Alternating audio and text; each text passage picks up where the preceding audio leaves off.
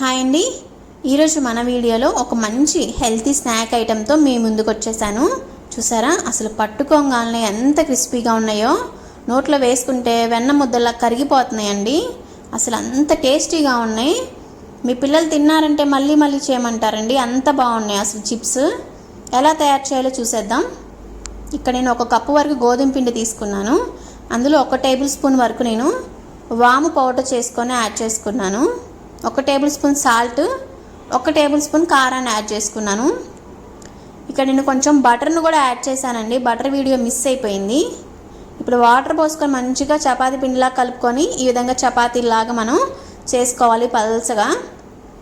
ఎంత పల్చగా చేసుకుంటే అంత బాగా క్రిస్పీగా వస్తాయండి. చూసారా, ఇక్కడ మీకు నచ్చిన షేప్లో మీరు కట్ చేసుకోవడమే. ఇక్కడ నేనైతే ఇలా కట్ చేసుకున్నాను.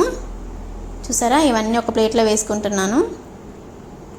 ఇప్పుడు ఒక ప్యాన్లో ఆయిల్ వేసుకొని ఆయిల్ హీట్ ఎక్కిన తర్వాత ఇవన్నీ కూడా అందులో యాడ్ చేసుకుందామండి.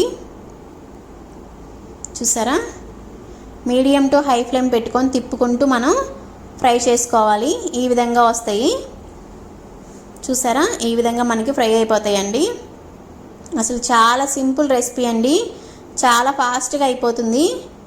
అసలు మంచి హెల్తీ రెసిపీ ఇదైతే. ఖచ్చితంగా ఈ రెసిపీని మీరు ట్రై చేయండి. మీ పిల్లలు తిన్నారంటే మళ్ళీ మళ్ళీ చేయమంటారు. బాక్సుల్లోకి చాలా బాగుంటాయి. అసలు స్నాక్స్కి పిల్లల బాక్సుల్లో పెట్టి పంపించడానికి చాలా బాగుంటాయండి ఇవి. ఖచ్చితంగా ట్రై చేయండి. మన ఛానల్ని లైక్ చేయండి, షేర్ చేయండి, సబ్స్క్రైబ్ చేయండి. Thank you.